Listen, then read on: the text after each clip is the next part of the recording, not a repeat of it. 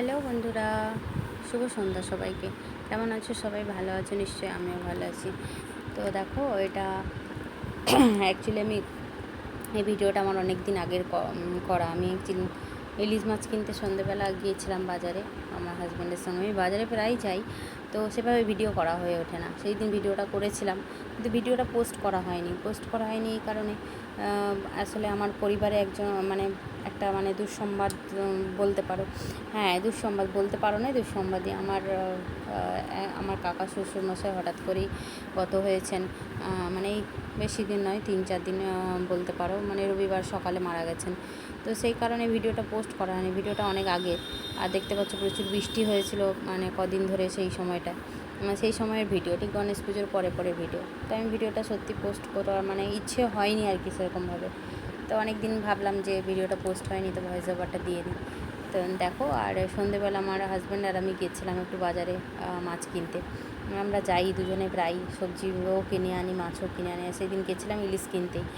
আর সবথেকে বড় ব্যাপার কী জানো তো, ইলিশ মাছগুলো আনার পরে ইলিশ মাছগুলো আমাদের খাওয়াও হয়নি। কারণ কি, মাছটা আনার পরে আমাদের অসৌচ চলে এসছে, বুঝতেই পেরেছো, আমাদের মারা গেছে যেহেতু পরিবারে। তো সেই জন্য আর খাওয়া হয়নি। মাছগুলো আমরা দিয়ে দিয়েছি অন্য একজনকে। যাই হোক, সেই প্রসঙ্গটা থাক। তো এখানে বাজারে প্রচণ্ড ভিড় ছিল, কয়েকজন মাছ নিয়ে বসেছিল। মাছটা প্রথম থেকে প্রচুরই আমদানি হচ্ছিল, কিন্তু যেহেতু শেষের দিকে এই সময়টা জানো, ছোটো ছোটো ইলিশগুলোই বেশি উঠেছে। কিন্তু বড় ইলিশগুলোর থেকে ছোটো ইলিশগুলোর টেস্ট কিন্তু ভালো লাগছিল, কারণ আমরা কয়েকবার আনছিলাম, যেটাকে অ্যাকচুয়ালি খোকা ইলিশ বলা হয়। দেখো, বিভিন্ন রকমের ভ্যারাইটিস ইলিশ আছে, আর সেখান থেকেই আমরা ইলিশ মাছগুলো দেখে নিয়েছিলাম। কিন্তু এই যে বললাম, দুর্ভাগ্য আমাদের যে ইলিশ মাছগুলো আনার পরে আমরা ইলিশ মাছগুলো খেতে পারিনি। সেটা বড় কথা নয়। আর আমাদের যে শ্বশুরমশাই মারা গেছেন, এটাই হচ্ছে বড় কথা। কারণ হঠাৎ করেই উনি চলে গেছেন, কোনোভাবে অসুস্থ ছিলেন না, কোনো কিছুই ছিলেন না। তো হঠাৎ মৃত্যু বলতে পারো আর কি।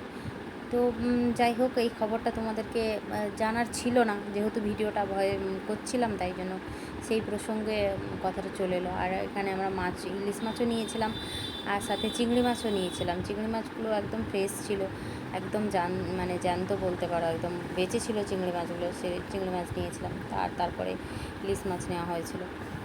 তো এটা গণেশ পুজো বললাম, এই গণেশ পুজোর পরে ভিডিও আর কি। আর মাছ বাজারে আমি এর আগেও আগে ভিডিও করেছিলাম, অনেক আগে।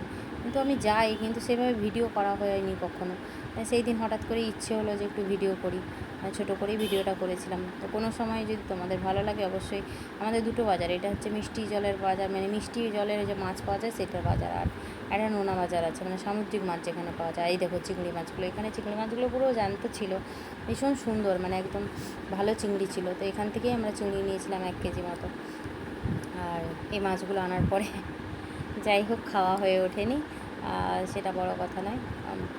এখন আমাদের পরিবার সত্যি সবার খুব মন মেজাজও খারাপ, সেরকমভাবে পরিস্থিতি মানসিকতা কোনোটাই ভালো নেই।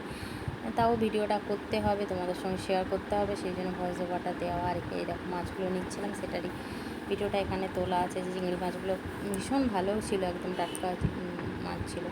এখানে চিংড়ি মাছ নিয়েছিলাম, আর পাশ থেকে আমরা ইলিশ মাছ নিয়েছিলাম, সেটা তোমাদেরকে দেখাচ্ছি আস্তে আস্তে।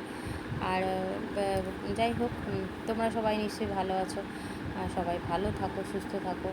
আর আমাদের পরিবারে সত্যি কথা এখন সবার খুব মন মেজাজও খারাপ, পরিস্থিতি খুব একটা ভালো নয়। ভিডিও সেরকমভাবে দেওয়া হচ্ছে না। ভিডিও তো অনেক দিনই দেওয়া হয়নি, গণেশ পুজোর পরে ভিডিওটা দেওয়া হচ্ছে, অনেক দিন পরে ব্লগ ভিডিও দিলাম। যাই হোক, কথা বলতে বলতে বলে নিই, যারা আমার ফেসবুক থেকে ভিডিওটা দেখছো, অবশ্যই আমার পেজটাকে ফলো করে দিও, লাইক করো, কমেন্ট করো, আর শেয়ার করে দিও যদি ভালো লাগে। আর ইউটিউব চ্যানেলে আমার যারা ভিডিওটা দেখো বা দেখছো, তাদেরকে অসংখ্য ধন্যবাদ। আর যারা আমার চ্যানেলে নতুন, অবশ্যই আমার চ্যানেলটাকে সাবস্ক্রাইব করে দিও, যাতে করে সবার প্রথম ভিডিওর নোটিফিকেশান তোমাদের ফোনে যায়। তো যাই হোক, বা তোমরা দেখতে পাও। কী জানি, কথা বলতে বলতে কেমন একটা হয়ে যাচ্ছে অন্যমনস্ক। ভয়েস ওভারটা অনেকদিন দেওয়াও হয়নি, ভিডিওটা পড়েছিল, আর ভাবলাম পোস্ট করেই দিই।